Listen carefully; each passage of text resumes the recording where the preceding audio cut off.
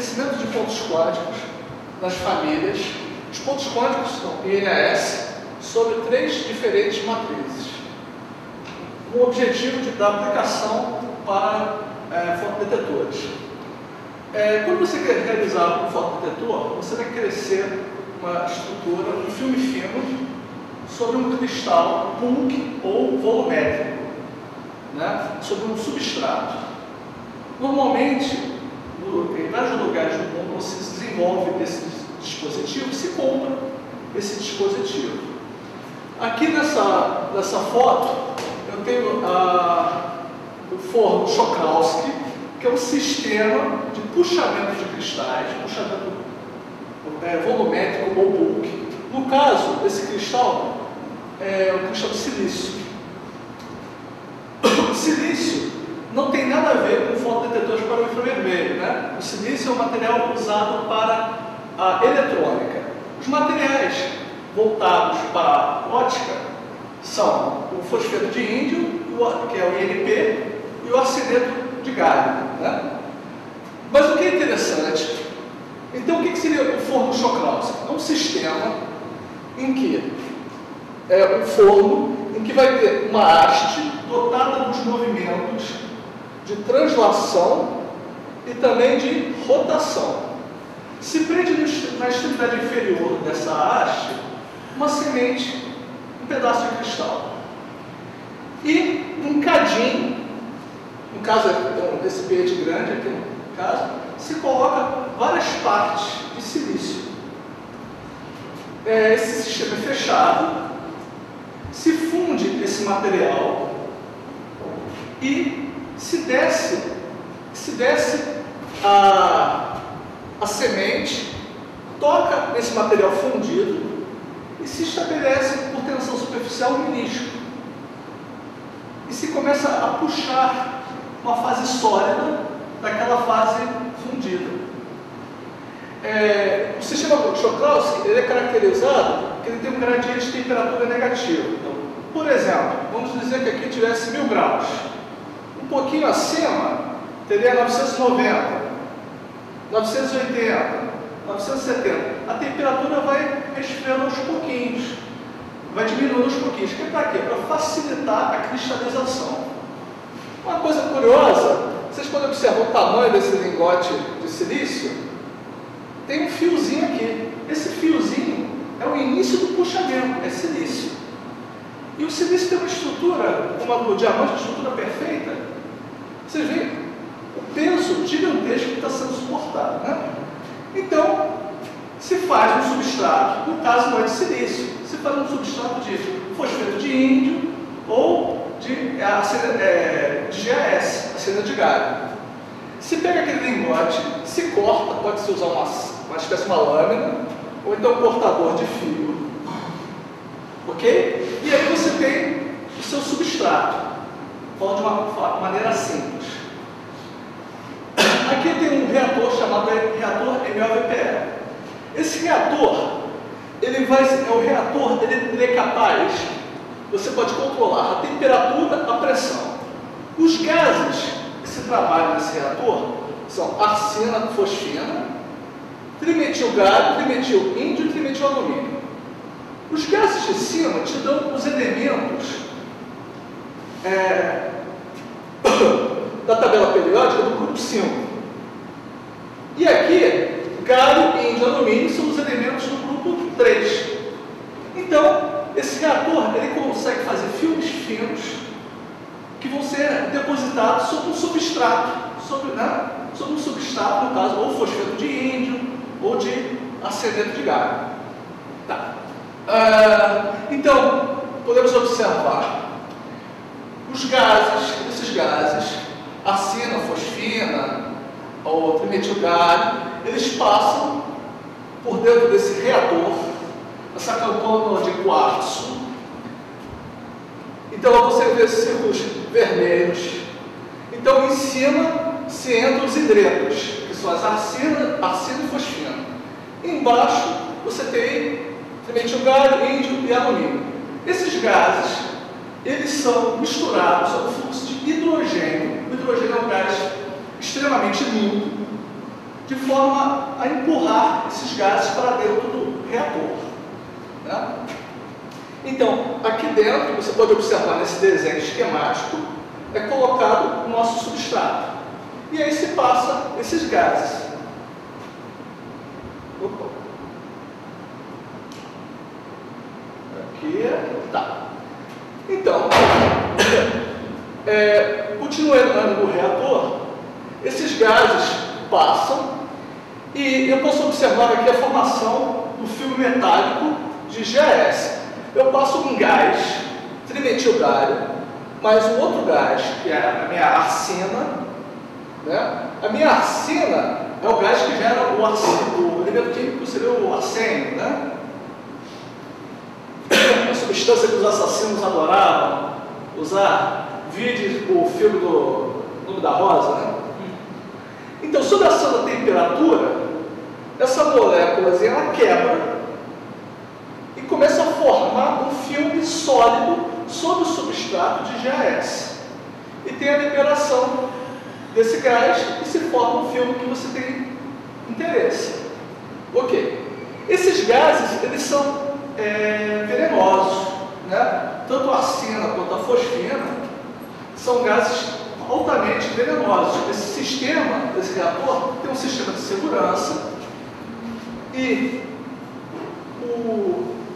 os subprodutos dessa reação, né, vão ser devidamente vão ser transferidos para um sistema lavador de gases, em que você aprisiona esses gases tóxicos sob uma forma de solução líquida, ok? Para não agredir, não pode chamar isso para o ambiente. Ok. Então, aqui temos os modos de crescimento dos chamados pontos quânticos. Então, esses quadrados brancos aqui representam o meu substrato. Ok? E esse iniciozinho seria o início do filme que eu estou depositando. Existem vários modelos para descrever a formação desse filme. Então, inicialmente, como um filme, assim como, por exemplo, quando você olha para uma janela e está começando a chover, você começa a ver a formação das gotas na janela, como se estivesse molhando a superfície. Então, quando as gotas molham diretamente a superfície, você teria esse crescimento descrito por Vollmer e Weber. Ok? Quando você tem uma situação em que toda a superfície fosse recoberta, né, inteiramente, sem formação de nada, você teria esse Frank van der Merwe. E no nosso caso de interesse, que é o modo que se apresenta os nossos pontos quânticos, você pode fazer pontos quânticos de várias formas. Mas esse método é interessante porque é chamado pontos quânticos auto-organizáveis. Eles vão surgir espontaneamente. Então, inicialmente, se forma um filme, e à medida que esse primeiro filme, chamado camada de molhamento, é a primeira superfície que tem contato com o substrato, e depois de um certo tempo, começa a haver formação de ilhas. Essas ilhas são chamadas pontos quânticos. Por que se formam essas ilhas, né? Vamos ver aqui. Existe o conceito de parâmetro de rede. Um cristal é um arranjo periódico de átomos. Existe uma distância, né? Uma distância fixa. Então eu tenho o meu substrato, que tem uma determinada distância entre os átomos. Eu chamei de A subíndice zero. O material que vai gerar meu ponto quântico, por exemplo, o meu INAS, arsênio de índio, inicialmente ele vai ter uma forma gasosa, né? Um gás. Qual é a distância entre átomos num gás?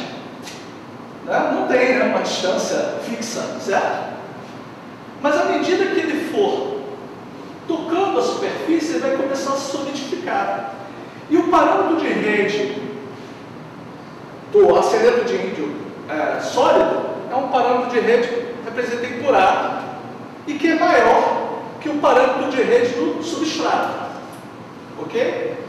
Inicialmente, vamos voltar. Inicialmente se formou essa primeira camada, e essa primeira camada que foi formada, esse material NAS estava sobre o substrato, ele tem a tendência a adquirir o parâmetro de rede do material de baixo.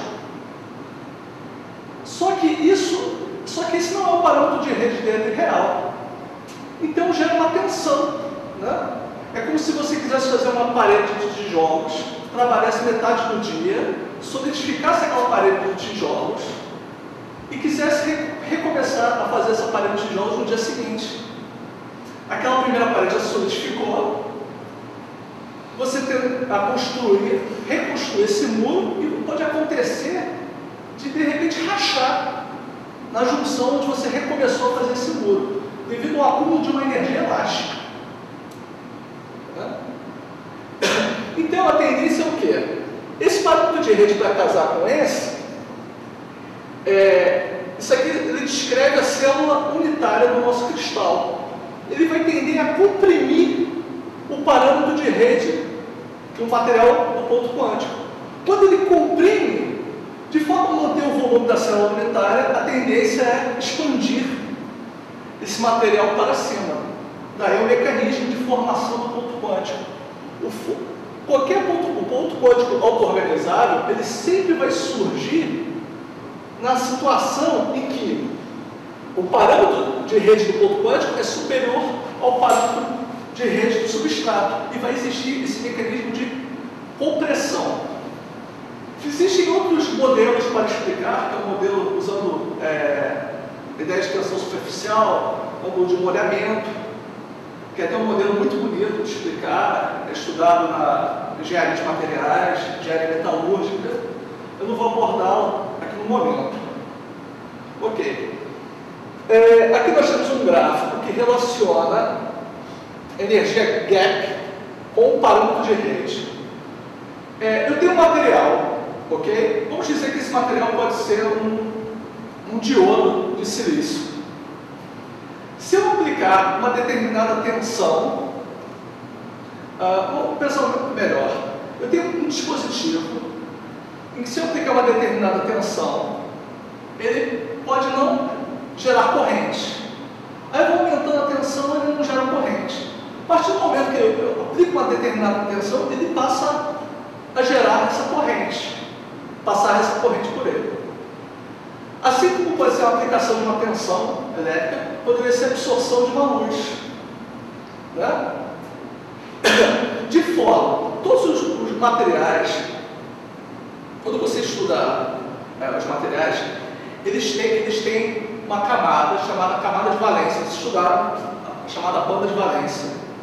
Essa banda de valência, ela te proporciona elétrons. Se você aplica uma energia para esses elétrons, eles podem se tornar, criar uma mobilidade, ficando uma banda de condução, dependendo da energia que você aplique. Não é qualquer energia, é a partir de uma determinada energia em que você vai desprendê-los da banda de valência e torná-los móveis na banda de condução.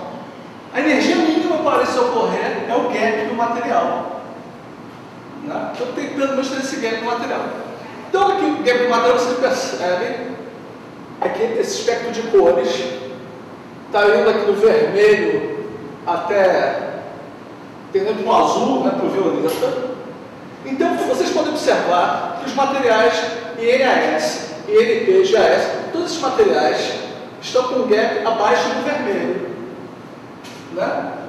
São materiais. O que temos abaixo do vermelho? Temos o infravermelho.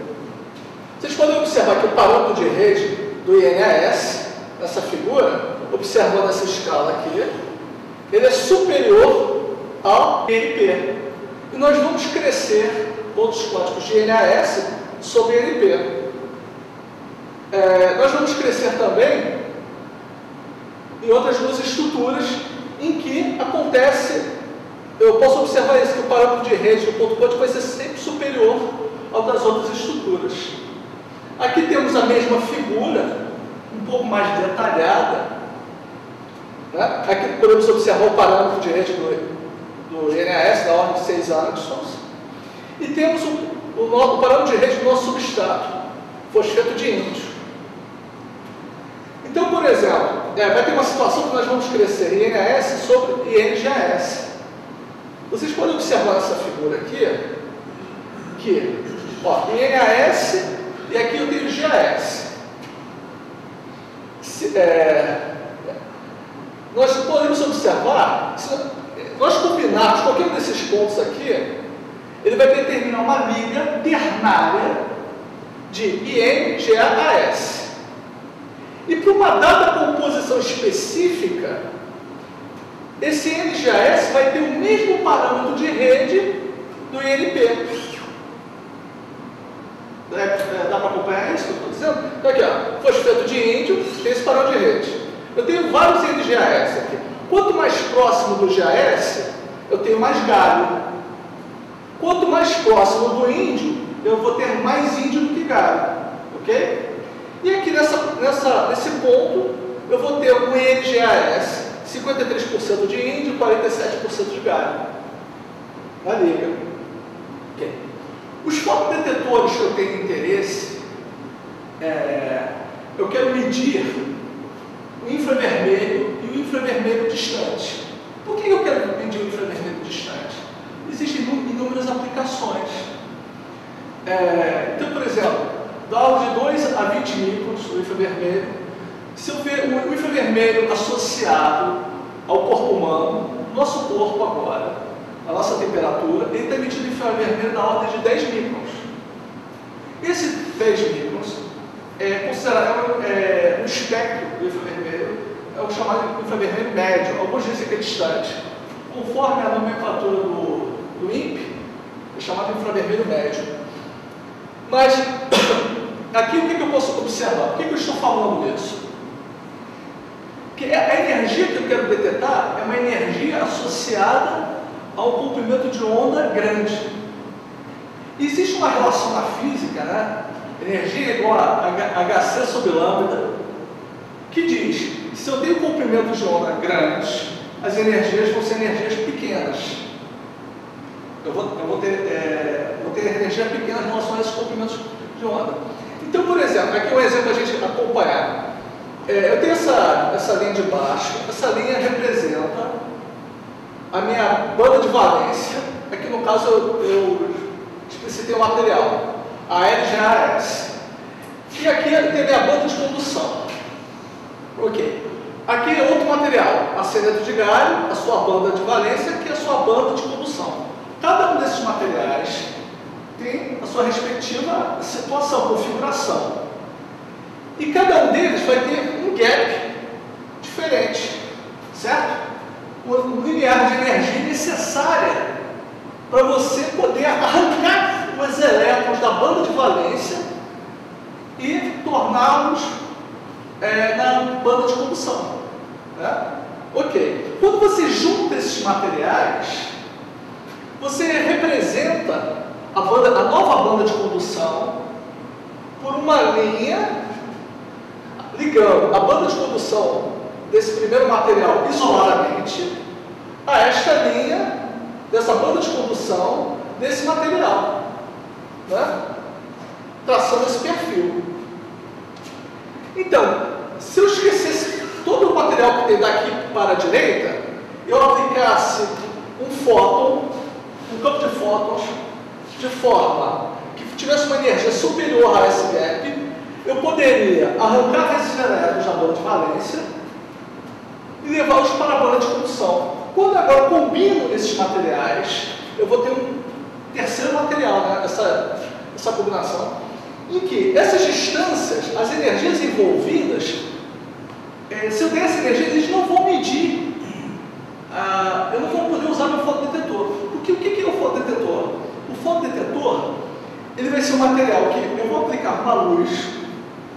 Essa luz vai promover os elétrons da banda de valência para a banda de condução. Mas como eu quero medir uma luz específica, que é com energias muito pequenas, variações muito pequenas, essas energias aqui são grandes. Elas não vão servir para eu poder detectar o meu infravermelho, por exemplo, 10 microns. Os detetores que existem, nessa faixa, existe um detetor de telureto de mercúrio-cádmio. absorção interbanda, que é da banda de valência para a banda de condução. Os materiais, no caso que eu trabalhei, eles trabalham com uma chamada absorção intrabanda, que é na própria banda de condução. Na própria banda de condução, eu vou fazer os elétrons dessa banda de condução irem para a segunda banda de condução. Dentro da mesma banda de condução, vai ter a transição, diferente dos outros. Aqui o desenho não está representando perfeitamente, mas a relação de energias daqui para cá seria muito menor do que essas outras energias. Perdão.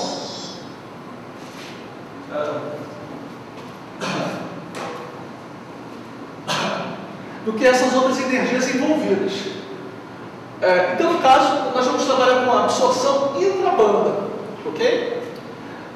Uma coisa que vale a pena comentar, que é importante, vai ser um conceito importante que vai ser usado mais adiante, vocês podem observar que essas energias, com licença, perdão, dá uma pausa aí. Que é esse negócio?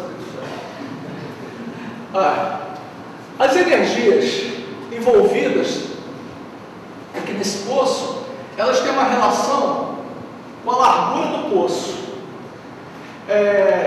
Fisicamente, quando você diminui essa largura, você tem a subir essas energias. Você pode observar como se, uma analogia, começando até com o Germano, né? Como se fosse um copo d'água. Imagina um copo d'água, visualizando em que você diminuísse o tamanho da base. Né? Quando você diminui o tamanho da base, o volume da água mesmo, o nível da superfície iria subir, não é isso? É como se você colocasse energias cada vez mais próximas da banda de condução. Essa região é chamada de contínuo. Né? Então, quando você, no caso, o fóton que você direcionar para essa região, ele estaria cada vez mais próximo. Seria mais fácil tornar esse fóton, esse elétron, caminhar para o contínuo, para a banda de condução. Ele caminhando para o contínuo, você poderia detectar mais facilmente. Esses diagramas que eu estou explicando para vocês, eles são o dia a dia das indústrias. O dia a dia das indústrias, eles trabalham com dispositivos fotodetectores baseados em poços quânticos. O dispositivo que eu comecei a falar para vocês foi um dispositivo baseado em pontos quânticos. Qual é a diferença essencial? Então vamos observar o seguinte: eu tenho aqui como se fosse o meu substrato e eu cresci várias camadas. No caso, eu cresci várias camadas. E essas camadas é como se fosse um sanduíche de camadas. Imagine você pegar um material que tem um gap pequeno, cercado por duas fatias de materiais com gap grande. Você está fazendo um poço quântico. Você está criando uma região de confinamento. Tá? E quando eu ilumino esse meu poço quântico, essa região de confinamento, vocês devem ter aprendido em eletromagnetismo. Quando tem uma propagação de uma onda eletromagnética, a onda eletromagnética, ela se propaga uma dada direção. Eu represento essa direção pelo vetor de onda K. E as oscilações do campos elétricos e magnéticos, elas são perpendiculares à direção do fluxo, vamos assim dizer, da energia da onda. Perfeito? E o confinamento, se eu iluminar e meu campo elétrico, eu estou iluminando meu vetor normal, aqui no K, e o meu campo elétrico, se esse meu campo elétrico estiver perpendicular à direção de crescimento, ele não vai ser confinado. Porque o confinamento está sendo assim. Se meu campo elétrico estiver nessa direção, Germano, você que gosta, né? Esse é o efeito Hall quântico, né? Nessa direção, ele não está confinado, ele só vai estar confinado nessa direção. Nessa direção, ele está livre no espaço XY. O confinamento se dá na direção Z. Então, não vai ter absorção do campo elétrico. O campo elétrico absorvido seria responsável por fazer o elétron sair da banda de valência e para a banda de condução. Então, se apela para tecnologias, as tecnologias baseadas em física básica. O campo elétrico, ele tem componentes. Você pode representar um campo elétrico nas componentes x e y, pode? Você pode fazer isso. As componentes x e y são as componentes chamadas SP. Você representa essas componentes do campo elétrico. Aqui você está observando aqui a vetor de onda K, e eu tenho as componentes do meu campo elétrico, SP. Quando eu ilumino o meu material, eu quero saber se ele está fazendo o elétron sair da banda de valência para a banda de condução e promovendo o quê? Corrente. Então você faz uma medida de fotocorrente pelo comprimento de onda. Nesse caso aqui não tem confinamento nenhum, uma incidência normal, em que o campo elétrico está paralelo, aqui ó, pelo XY, não está na direção Z, eu não vou ter fotocorrente, porque não vai ter absorção de campo elétrico. Né? Quando eu absorvo a luz, eu gero um par elétrico buraco, eu não vou ter, não vai ocorrer isso. Já você fazendo um corte, um determinado ângulo, você vai ter um ângulo chamado ângulo de Brewster, em que você vai separar as componentes do campo elétrico, de forma a ter uma dessas componentes, de forma que ela possa ser, a componente do campo elétrico ser perpendicular à região de confinamento. Se ela for perpendicular, eu vou conseguir aprisionar, vamos assim dizer, esse campo elétrico, de forma a ele me ser útil. Né? Isso é no caso do poço quântico. Quando você faz isso, você consegue medir uma das componentes. Você vai conseguir medir a luz relacionada a uma das componentes, no caso a componente P. Porque é a componente P que está na região de confinamento. Já no caso do ponto quântico, idealmente, o ponto quântico ele não tem um aprisionamento, um confinamento somente na direção de Z. Eu vou confinar nas três direções. É como se fosse, imagine que uma fosse uma caixa, né, bem comprida, e o outro fosse uma caixinha. Em qualquer direção que a luz ilumine o material, eu vou conseguir absorver esse campo elétrico. Ok? Então, idealmente, não importa a direção das componentes do campo elétrico, a componente P e S, eu poderia medi-las. Então, eu teria um dispositivo mais eficiente. Para vocês observarem, existem inúmeros dispositivos, câmeras de visão noturna, todos eles baseados em poços quânticos. Usando pontos quânticos, você teria, então, a tendência a ter dispositivos cada vez mais sofisticados, com melhor contraste de imagem, uma série de vantagens. Então, para vocês visualizarem, aqui esse desenho está relacionado ao diagrama dos dispositivos, dos fotodetectores para poços quânticos. Então, diferentes geometrias em que a luz entrando, seja porque está um corte em 45 graus, seja porque eu usei uma grade de difração nessa superfície, eu estou iluminando com luz, ela vai atravessar a minha região dos poços quânticos. Não vai ter absorção nenhuma. A partir do momento que ela for difratada pela minha grade de difração, eu vou ter essencialmente o quê? Eu vou ter uma componente do campo elétrico que vai estar na região de confinamento. Então são tecnologias baseadas em física básica para você tentar aprisionar.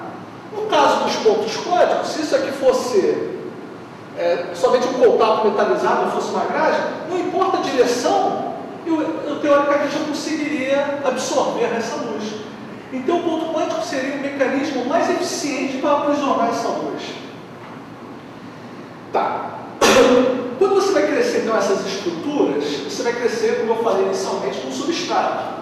Aí vamos para o nosso mundo real. Estamos num laboratório, temos substratos de fosfeto de índio, uma marca japonesa, Sumitomo, e tem uma marca francesa, Impact.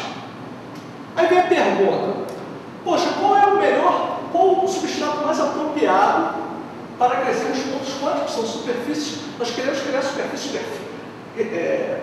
corpos perfeitos, né? Capazes de absorver a luz em qualquer direção. Aí você vai pensar assim, poxa, eu vou pensar na minha superfície mais perfeita, polida possível que exista. É o primeiro pensamento. Fizemos a seguinte experiência. Colocamos 4 pedaços de substratos diferentes. O número 1 da Sumitomo, os outros 3 da Impact. E com diferença, com a direção de crescimento cristalino na direção 100. Grande parte das indústrias sempre desenvolve substratos nessa direção. E observamos que aquele que teve a maior densidade planar de pontos quânticos, aquela estrutura daqueles pontos quânticos, ela vai aparecer em vários pontos da superfície do substrato. E o que alcançou a maior densidade é o da Sumitomo. Aí vem a pergunta, então quer dizer que o substrato da Sumitomo é o mais perfeito? Não. O que acontece é, vou voltar aqui a transparência. Opa! O substrato, quando é feito esse crescimento desse cristal, é puxado dezenas de camadas atômicas de uma vez só. À medida que a cada milímetro que você está puxando dezenas de camadas atômicas.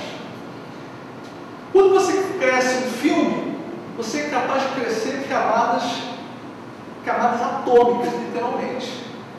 Então, quando você está puxando grandes quantidades de material, se formam defeitos. Esses defeitos, defeitos lineares que se propagam ao longo do cristal. Esses defeitos são chamados discordâncias. Existem vários tipos de discordâncias. E essas discordâncias, elas atravessam todo o material. Cadê aqui? Elas atravessam todo o material. Ou seja, a Sumitomo, ela tem, eu procurei saber, a densidade de defeitos por superfície da substrato é da ordem de 5 vezes 10 a quarta por centímetro quadrado. Já da Impact é de 3 vezes 10 a quarta. A Impact se orgulha de gastar milhões e milhões e milhões de euros de forma a ter um cristal com menor densidade de discordâncias por centímetro quadrado. Mas o que me forneceu uma densidade de pontos quânticos é justamente o substrato que tem mais defeitos. Né? De alguma forma, o defeito, ele marca a região do substrato e eu tenho a tendência a formar mais pontos quânticos na região do defeito. Então, aqui vocês podem observar, isso aqui é uma micrografia por microscopia de força atômica. É um microscópio que vai tirar uma imagem da superfície. Esses pontos brilhantes são os meus pontos quânticos. Então, uma primeira, nessa figura que é o da Sumitomo, você pode observar, a escala é de 1 micron, que a densidade de pontos quânticos é bem superior aos demais.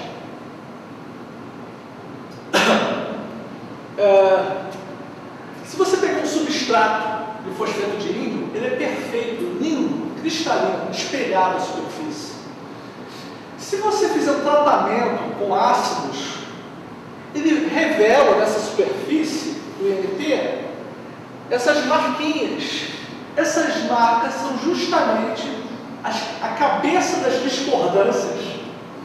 Aquela discordância, aquele defeito linear que está atravessando todo o cristal bulk, né? E essas que seriam as regiões. Essas regiões não têm nada a ver com os pontos quânticos. Isso aqui é característica do próprio substrato. São os defeitos, né? Mas quando você olha o substrato, ele é perfeito, cristalino.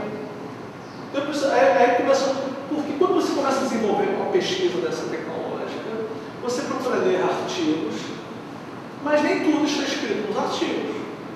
Você tem que fazer, existe muita pesquisa empírica e você vai descobrindo aos poucos, né? Como é que a natureza se revela. Isso. Quando se fez, então, como é que se faz então a estrutura dos primeiros pontos quânticos? Você tem um substrato de NP. Nesse substrato de NP, você abre um fluxo de fosfina, né?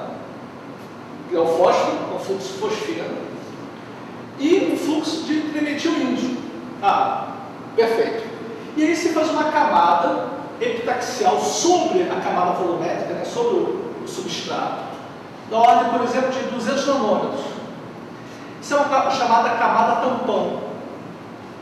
Qual é a ideia dessa camada tampão? Já se sabe que no substrato tem defeitos, discordâncias. Então, de forma a tentar minimizar, você aproveita a direção cristalina no substrato, mas você tenta minimizar a presença das discordâncias. Então, você tenta crescer o mesmo material do substrato, porém com uma qualidade superior, que seria epitaxial. Você cresce aí você cresce uma camada de fosfeto de índio. E depois, aí você fecha a sua fosfina e troca o gás de fosfina pelo gás de arsina e de trimetilíndio, para aí formar quem? O seu INAS, né? A sua deposição. Para você ter ideia, se forma um ponto quântico, 3 segundos, 4 segundos de tempo que você está passando material, fluxo de material, para formar esses pontos quânticos. Ok. Essa micrografia para a FM, o que ela está mostrando? Quando eu cresço diretamente sobre o substrato, se formam vários pontos quânticos, vamos assim dizer. Só que esses pontos quânticos, eles apresentam uma densidade enorme, gigantesca, mas eles têm uma não uniformidade, formato, né? Uma não uniformidade. Já quando você cresce essa camada tampão, você vai ter pontos quânticos mais, vamos assim dizer, uma superfície mais homogênea, vamos assim dizer. Essa bibliografia aqui não está tão boa. Quando vocês perceberem, aqui ó, mas ela serve para explicar o que eu estou falando para vocês. Vocês podem observar, parece que tem uma espécie de uma marquinha aqui, como se fosse um dente nessa imagem. É porque é um problema da ponta do AFM que foi usado. Como ela tem esse defeito, aí aparece várias vezes. Ok, então essa aqui não tem essa camada tampão, e essa aqui tem a camada tampão. E os dispositivos, quando vai se desenvolver os dispositivos fotodetetores, todos eles têm essa camada tampão. Tá. Então, inicialmente, se cresceu pontos quânticos de NAS sobre o INP.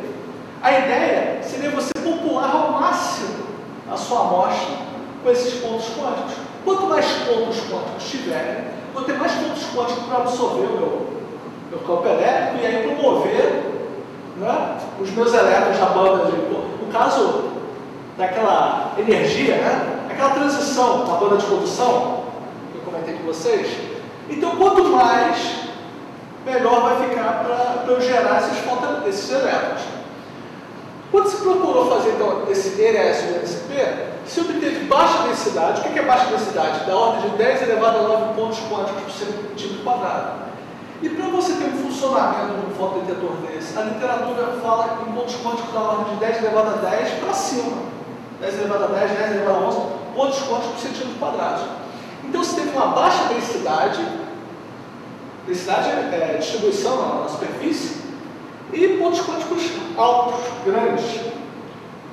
Então, bem, procurou otimizar os parâmetros de tempo, né, temperatura, que esse substrato está sendo.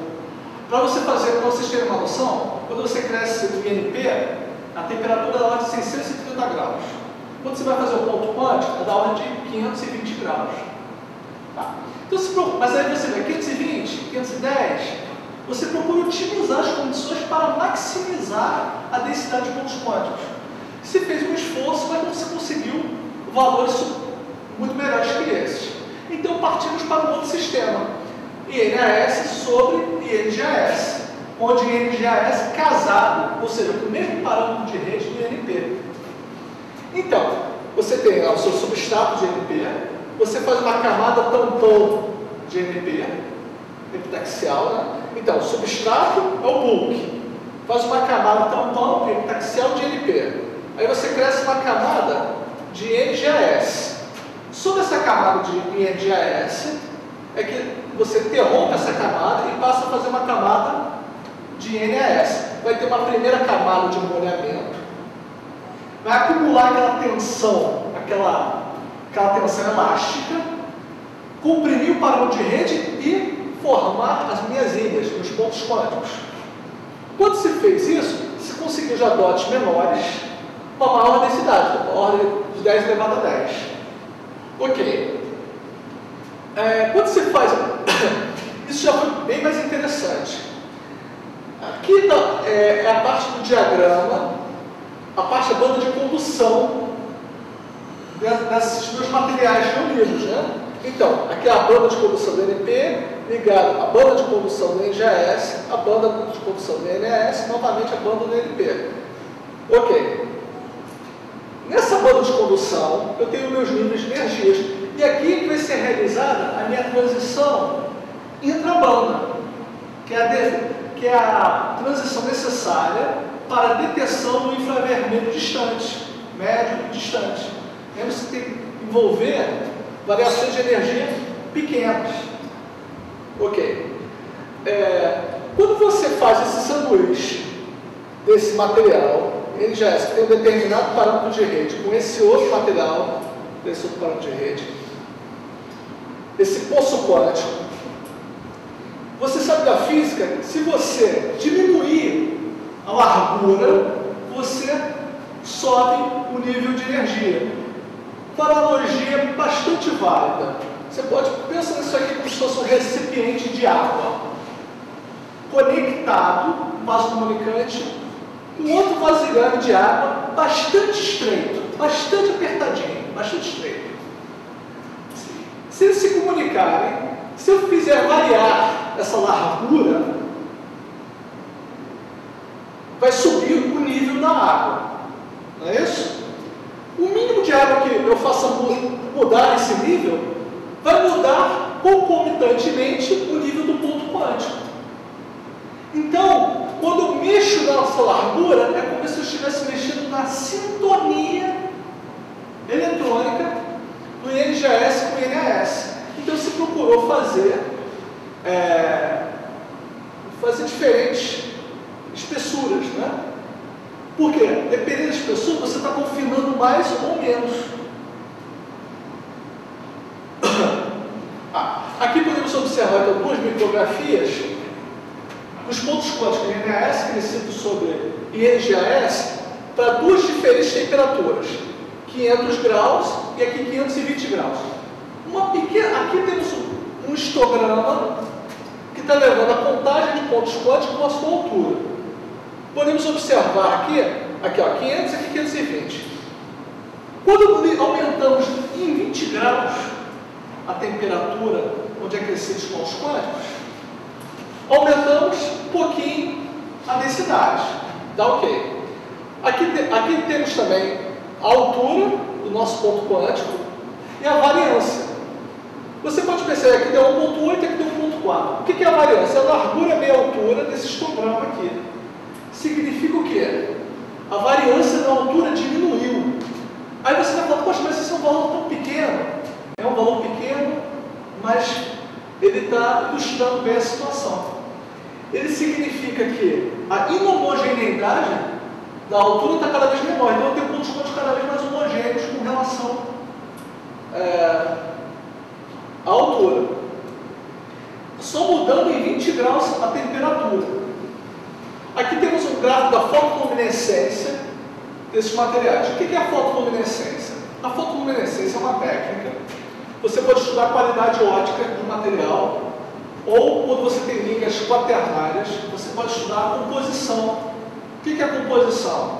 No caso de ligas ternárias, eu quero saber quanto é que eu tenho de índio, quanto é que eu tenho de galho. Ele ajuda, no caso de uma liga quaternária, quanto é que eu tenho NGA a LAS, quanto é que eu tenho de alumínio. Concomitante com a técnica do raio-x, eu posso determinar as concentrações, como é que está a relação entre os elementos. Então, a fotoluminescência, você tem um laser, tem um espectro bastante alargado, em que você faz esse laser passar por um monocromador. O monocromador é com uma grade de difração, mas vamos pensar em um exemplo mais simples. Vou fazer uma analogia mais simples. Imagina a luz branca passando por um prisma. Quando a luz branca passa por um prisma, você percebe que existem várias cores diferentes. Não é isso? Imagina que eu estou iluminando minha amostra com cada uma dessas cores. Estou iluminando primeiro com o azul, depois com o vermelho. Se eu iluminar essa amostra, por exemplo, uma dessas cores, essa minha amostra, ela vai absorver essa luz e vai emitir uma outra luz, que vai ser no infravermelho, você não vai visualizar essa luz. Então aqui são as diferentes energias que eu estou iluminando o meu material, e a altura seria a emissão relativa à absorção de cada uma dessas energias que eu estou iluminando o meu material. Ok? Tá. Então, quais são as informações que nós podemos tirar? Eu tenho um gráfico contínuo, que é da amostra a 500 graus, e tenho outro da amostra a 520 graus. Podemos observar o que? Justamente o espectro, aqui, essa variância que está mais apertado, que está mostrando exatamente o que foi na transparência anterior, né? Que está cada vez o que? São mais homogêneos. Né? Uma outra coisa, se eu tenho pontos quânticos, se eu voltar anteriormente, tá. Esses meus pontos quânticos aqui são mais baixos. Não é só para ver uma coisa aqui. Essa é 500 e essa é 520, isso. Esses meus pontos quânticos são pontos quânticos mais baixinhos, menorzinhos. Se eles são menores, estão confinando mais, a energia tende a subir. Lembre do exemplo do copo d'água. Então, como eles são mais baixos, a energia sobe. Ok? Já no outro, os pontos são mais altos, eles confinam menos, a energia desce. Por isso que tem esse subir. É assim que se interpreta essa fotoluminescência. Isso aqui quando você popula, então, a sua amostra, uma densidade da ordem de 10 elevado a 10 pontos quânticos por centímetro quadrado. Isso é o suficiente? Não. Isso não é o suficiente para o meu dispositivo. Eu quero poder aumentar mais ainda. Mas chegou no limite, eu não consigo popular mais. Uma técnica para melhorar a eficiência do seu dispositivo é você repetir essa camada, fazer um empilhamento. Né? Então, eu populo de 10 elevado a 10, depois eu repito e vou repetindo essa densidade, né, em diferentes camadas. Então aqui você tem um corte transversal, uma imagem obtida, uma micrografia obtida com microscopia eletrônica de transmissão. Então está a foto do nosso ponto quântico. O nosso ponto quântico, você vai observar aqui tem a camada de molhamento, e aqui está o ponto quântico junto ao a minha camada de molhamento. Você vai observar que esse meu ponto quântico, ele tem aqui uma altura da ordem de 22 nanômetros e o tamanho de base da ordem de 60 nanômetros. Então, ele nessa região, ele é mais apertadinho, vamos assim dizer. E essa região aqui é mais alargada. Então, ele está muito mais parecido com um poço quântico do que um ponto quântico. Porque para ser um ponto quântico, o ideal seria que aqui fosse pequenininho e aqui também pequenininho, para poder absorver a luz. Né? Então é um ponto quântico que tem que ser melhorado. Né? E dependendo do que ele quer medir, tem que ser tem que ser um tamanho menor ainda.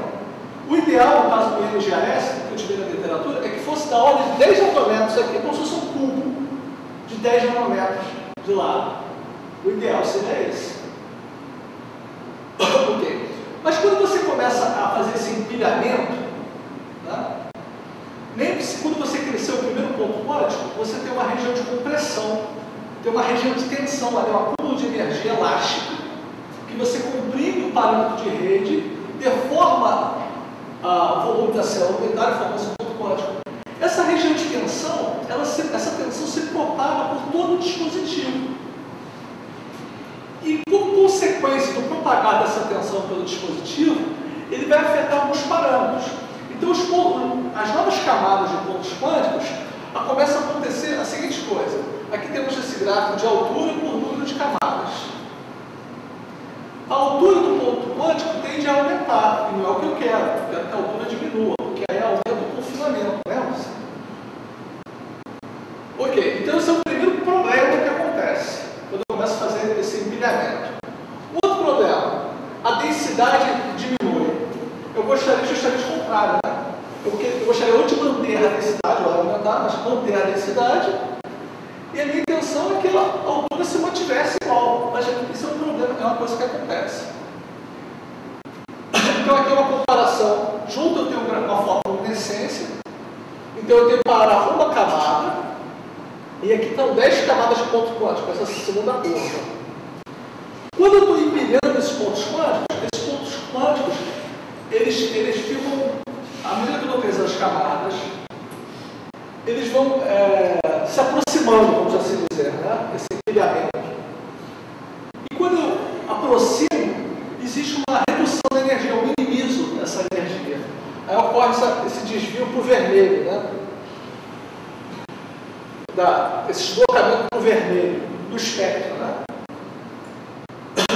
Então aqui, vamos observar aqui, ó, no caso de estrutura aqui, ó, de INAS sobre NGAS, aqui tem vamos vocês visualizarem como é que se cresce essa estrutura. Só para um comentário, essa técnica para crescer esses dispositivos, essa mesma técnica, a mesma marca, é que a Motorola usa para fazer chip de computador, é a mesma técnica. Então você tem aqui o substrato de NP, se faz uma primeira camada dopada, se coloca silício. Depois você tem aqui a camada de NP, 100 nanômetros, a camada de NGAS, né? Depois uma pequena camada dos teus pontos quânticos e o NP. Eu procuro repetir essa mesma configuração 10 vezes. E aí eu tampo com essa outra camada da dopada, que é para favorecer depois o contato metálico do dispositivo, para eu levar o meu dispositivo ao mundo exterior, né? Okay. Então fizemos 2 dispositivos aqui, um com 10 camadas e o outro com 20 camadas. Aqui o meu ponto quântico de NAS, aqui eu tenho um ponto quântico de NAS, só que ele está dopado. Dopado com cargas negativas, no caso. Carga de elétrons, por exemplo. Né? Então aqui eu posso observar o meu espectro de fotocorrente. O que é o fotocorrente? Lembrando, a fotocorrente é o quanto que, se eu iluminar o meu material, né, se ele for sensível àquela luz, ele vai gerar uma corrente. E é isso que eu espero isso de um fotodetetor. Então, existem algumas técnicas para se fazer essa medida de fotocorrente quanto à iluminação.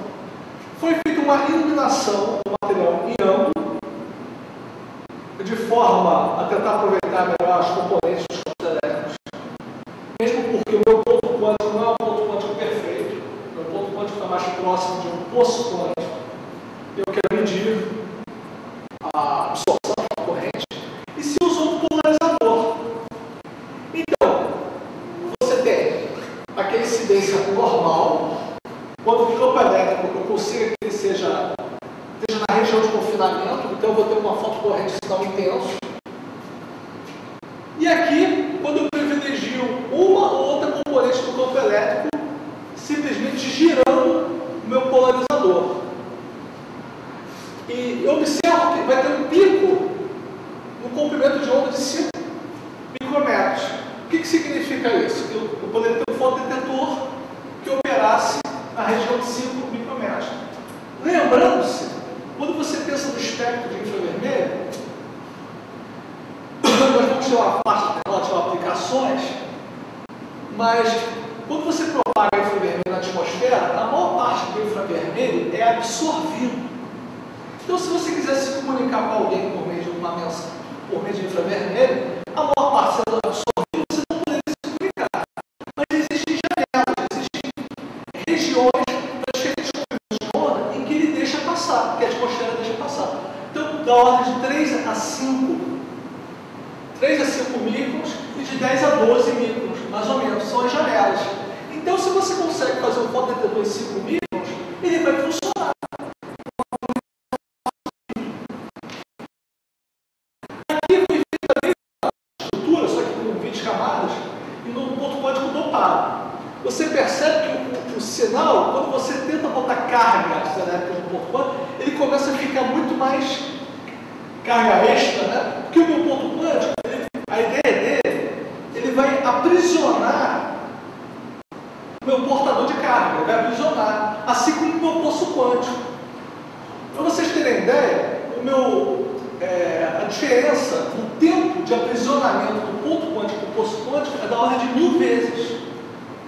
É como se você quisesse, vamos fazer uma analogia para você. Se você quisesse pegar um elevador, uma UERJ matriz, e tivesse lá o assessorista cansado, esperando as pessoas para subir no elevador. Quando entrar uma pessoa, 2 pessoas, 3 pessoas, ele vai subir o elevador? Não vai. Ele só vai subir o elevador quando o elevador estiver cheio, não é isso? Para poder subir, senão ele não vai subir, vai aguardar, não é isso? Esse aguardar é o tempo, associa isso como se fosse um tempo de aprisionamento, até de fato todos subirem, né? Para o andar respectivo. Então, o ponto quântico é da ordem de 1000 vezes, idealmente, o tempo de aprisionamento comparado com o poço quântico. Por que isso é tão importante? Quando você quer fazer laser de poços quânticos, o diodo laser, sabe aquele laser point? Aquele laser point é um fotodiodo baseado em poços quânticos. Então, para você ter um laser, você quer que todo mundo se comporte, que todo mundo pegue o elevador e suba para o andar ao mesmo tempo. É a mesma ideia, né? Coerência espacial, coerência temporal que você fala no laser. Pode-se observar, então voltando aqui a essa figura, nós temos outros picos de comprimento de onda para a nossa fotocorrente, mas o sinal já é bem mais ruidoso, né? Tá.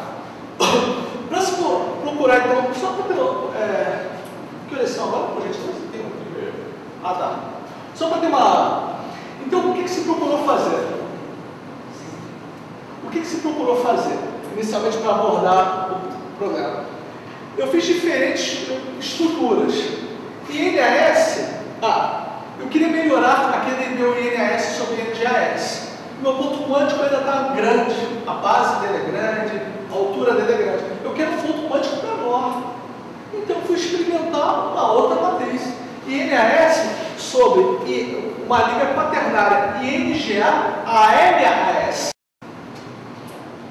Uma coisa que experimentalmente que eu pude observar, quando você cresce pontos quânticos sobre uma camada fina desse quaternário, ou uma camada espessa, a densidade não altera, a densidade era a mesma. Então existiram vários e vários problemas que tiveram que ser solucionados à medida do trabalho. Foram feitas diferenças de tempo de deposição, existem vários problemas comentados.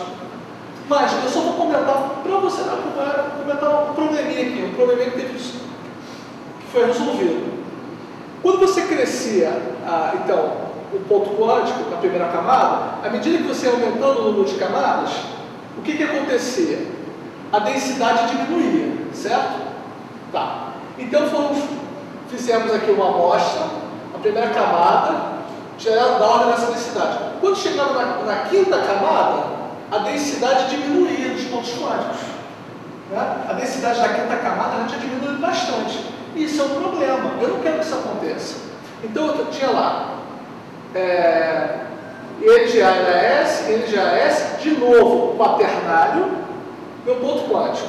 E aí eu vou repetir essa estrutura. Desse meu primeiro ponto quântico para o segundo ponto quântico, eu tenho essa espessura de material, certo? E esse meu material está enxergando o quê? está enxergando esse campo de tensão. Perfeito? E eu quero que, cara, e o que está acontecendo? Esse campo de tensão está afetando a densidade.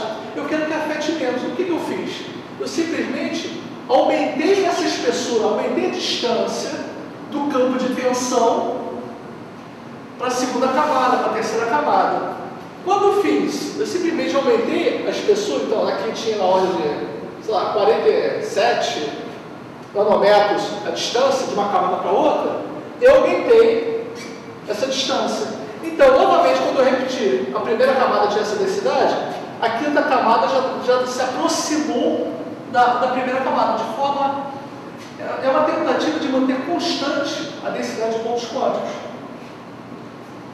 Uma das coisas que acontecia também afetava era a altura, né? Então, a altura do dispositivo, do ponto quântico, então também afetou a altura. Deixa eu procurar abreviar, que o tempo já está... O que houve? Tá. Então aqui foram feitas duas amostras. Aqui eu tenho, então, dessa do quaternário, e foram medidas as fotocorrentes. Então aqui temos a fotocorrente da componente P e a componente S. Você observa que a componente P é muito maior que a S, que é como se fosse o caso de um poço quântico, mas é um ponto quântico, a minha primeira tentativa do quaternário. À medida que fomos otimizando, melhorando, observa-se o quê? Que essa componente aqui, em S, que a absorção era pequena, ela já aumentou, que é o que eu mostrei para vocês, que seria o caso ideal, né, de um ponto quântico, é que essas duas fossem ao máximo. Mas já vocês conseguem ver, está melhorando, né, está se aproximando disso.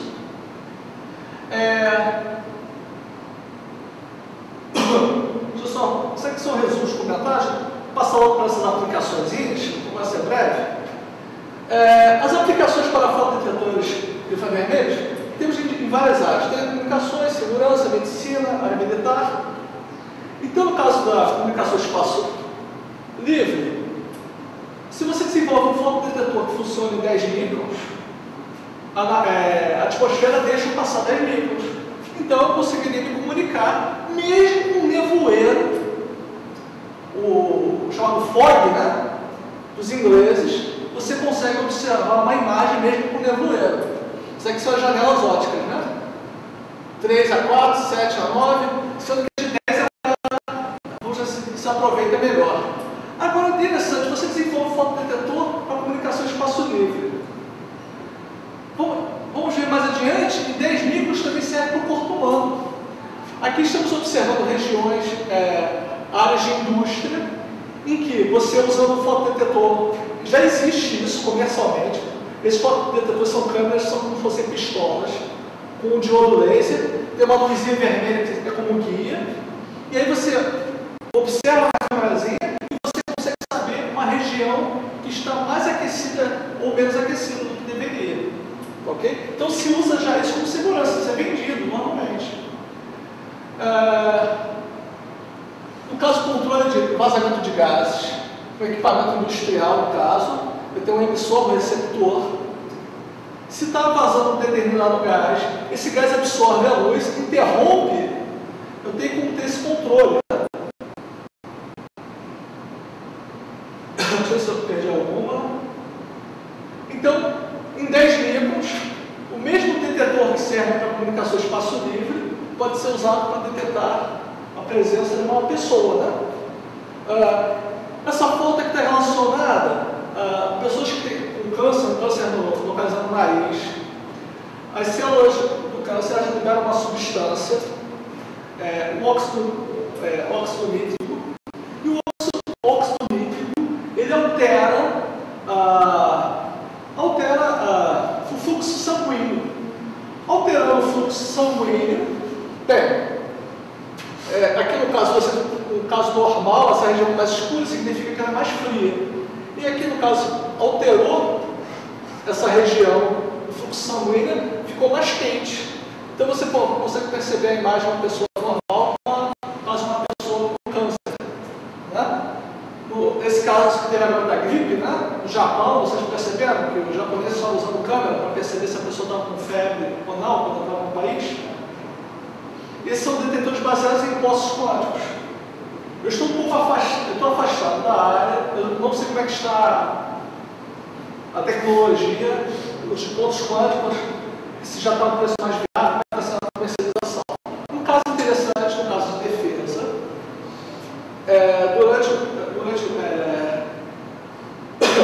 bem, é o caso, por exemplo, de um avião. A turbina tem uma determinada temperatura. Essa turbina da ordem de 700 Kelvin, a temperatura. Ele emite um comprimento de onda de 4 microns. Só que existe uma técnica, uma defensiva, que os aviões de caça, eles têm um tubo de ferro quente, uma bola de ferro, e que ela vai dar essa determinada temperatura. Quando essa bola de ferro abandona o caça, ela esfria. É o caso para conta medida, né? E aí a ordem é da ordem de 1 micron. Então você tem os detetores inteligentes, que é a mesma estrutura que eu procurei participar, é a mesma estrutura que se faz para medir de 4 microns. Você faz um detetor, ele vai saber distinguir se é 4 microns ou 1 micron.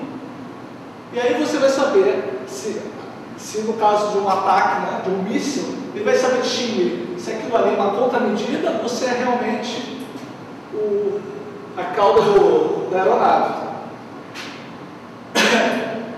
Isso aqui para vocês terem noção, quando você processa um dispositivo desse. Aqui você tem uma submontagem que é para ligar o dispositivo ao ponto exterior, né? Aqui um pedacinho dele, expandido aqui.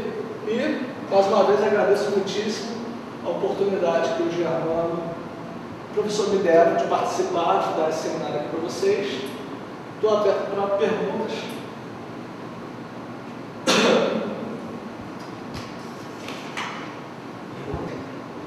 Para você, o importante sempre vai ser o máximo de densidade de pontos ao invés do tamanho dele. O tamanho, você quer sempre minimizar o tamanho dos pontos e quer aumentar a densidade dele, para fazer sanduíche de camadas de segundo. Sim, eu quero pontos quânticos pequenininhos. Eu gostaria de ter quadradinhos de 10 nanômetros e iria querer ter a maior densidade possível para otimizar o dispositivo. Essa é a ideia, sim. Então parece que eu consegui me expressar bem. Só outra coisa, o comentário do filme daquele substrato, que tem mais defeito, acabou sendo melhor para você. Para quem química você já esperava, porque normalmente os efeitos de catálise sempre ocorrem os defeitos. Então já sempre quando você tem essas brechas, a catálise sempre aconteceria, esperava os crescimentos do corpo. Uma estratégia que a outra empresa tenta fazer o mais isso possível. Mas é porque, olha só, para pontos quânticos ocorre isso, mas quando você quer fazer uma camada perfeita, um recobrimento, você quer ter o menor número de defeitos possível. No meu caso específico, nessa aplicação, por exemplo, quando você cresce um cristal, na direção, eles fazem várias direções de cristal lugar, mas é comum eles fazerem na direção 100.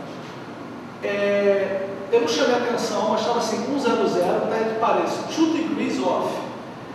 Então, é uma superfície perfeita e eles fazem um corte, aquela direção, esse de Miller, né, 100, eles fazem um corte de 2 graus.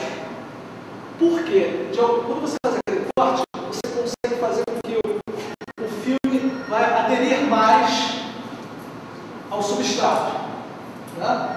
No caso dos pontos quânticos, isso já é uma coisa indesejável. Esse corte já é indesejável. Então, cada aplicação tem as suas nuances, as suas especificidades.